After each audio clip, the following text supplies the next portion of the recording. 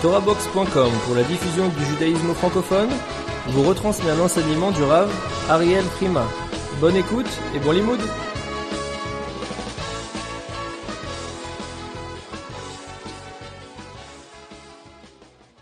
Nous sommes à la veille des 3 jours de préparation de Shavuot, Shoshet Yemei Hagbala. 3 jours pendant lesquels les Bnei Israël se préparent au Mahamad Har-Sinaï.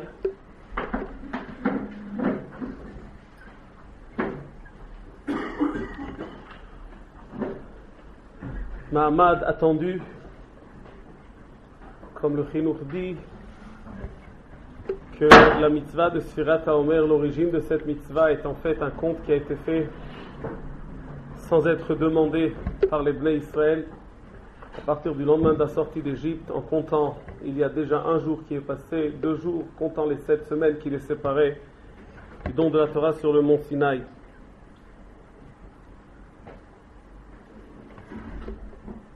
Il est évident que le point central de Shavuot, bien qu'il n'est pas écrit dans la Torah, le point central de Shavuot, c'est la Torah. Il y a d'autres mitzvot de Shavuot, la mitzvah de Bikurim, qui s'exprime par le korban spécial de Shavuot, des 2 pains.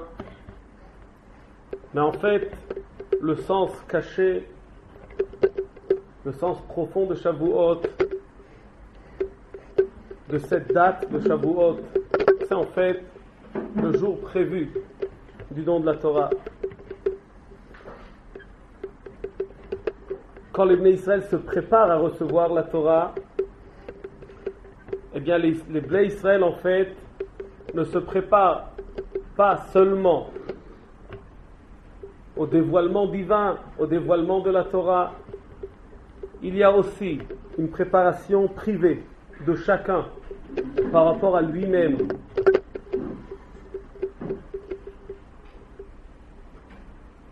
Pour recevoir cette Torah.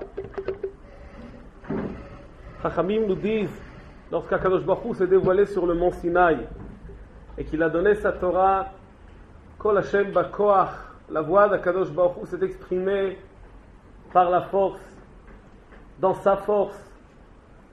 Chachamim disent, comment est-il possible de dire qu'Akadosh Baruch Hu a exprimé sa force? La force d'Akadosh Baruch Hu n'a pas de limite. Comment est-il possible de supporter une voix qui sort avec la force d'Hachem? Et les sages de conclure, pas avec la force d'Hachem, mais par rapport à la force de chacun des réceptionneurs, de chacun des auditeurs. Les âgés en fonction de leur force, les jeunes en fonction de leur force, les femmes en fonction de leur force, chacun en fonction de sa force. Pour essayer de comprendre, il y a cet aspect du don de la Torah du côté d'Hachem. Akadosh Baruch Hu donne la Torah. Pour essayer de comprendre aussi l'autre aspect, l'aspect de celui qui réceptionne la Torah, de la préparation qui est nécessaire et qui va lui faire mériter cette réception de la Torah.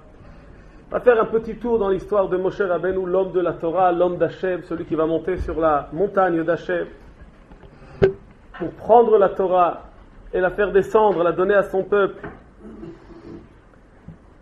Avant la naissance de Moshe, la Torah nous dit Amram, lorsqu'il voit le décret de Paro, décide de se séparer de sa femme. Pourquoi mettre au monde des enfants qui vont être tués? La petite Myriam, qui doit avoir 3 ans, ouvre sa bouche et dit à son père, Papa, sache, maman va mettre au monde le sauveur d'Israël. Elle reprend son père et lui fait, Papa, ta xéra, toi, ton décret est plus grave que celui de Paro. Paro a eu un décret qui se rapporte aux garçons. Ton décret à toi, il va aussi face aux filles. Chachamim nous disent qu'Amram, qui était le gadol de sa génération, quitte sa femme, tous les hommes quittent leur femme. Lorsque Amram, qui est grand, entend sa fille de 3 ans lui dire « Tu t'es trompé, tu te trompes, mon père. Ton décret est plus grave. Eh bien, Amram, sans plus ni moins, Ezeu Chacham Alomed Mikol Adam, même d'un enfant de 3 ans, même de sa petite fille, quand c'est vrai, on le reçoit. Eh bien, Amram fait un recul, va récupérer sa femme, se remarie avec sa femme.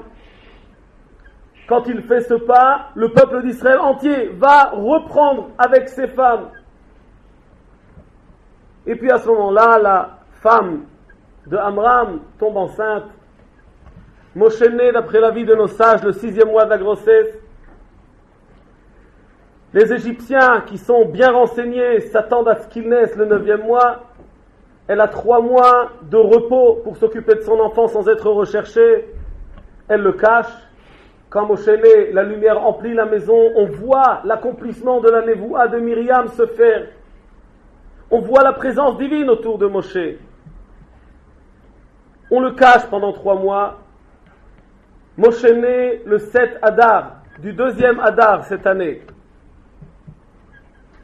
3 mois après, on arrive au 6 Sivan, le jour du don de la Torah.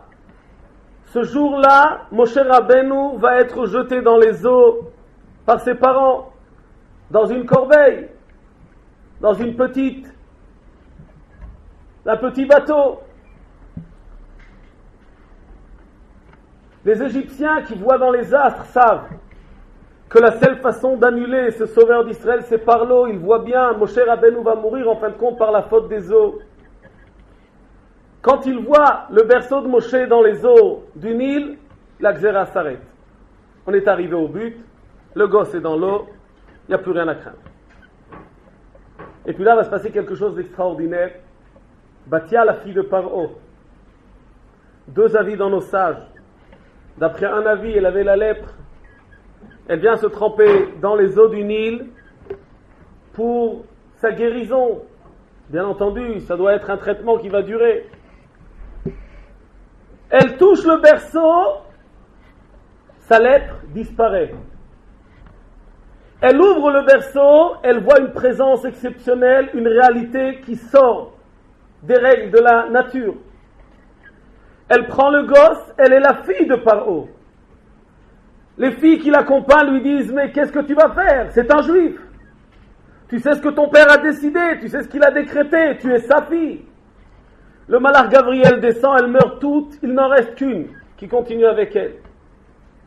Elle prend le gosse et elle va le faire grandir, ni plus ni moins, dans le palais de Paro. L'autre avis de nos sages, Batia était prête à se convertir.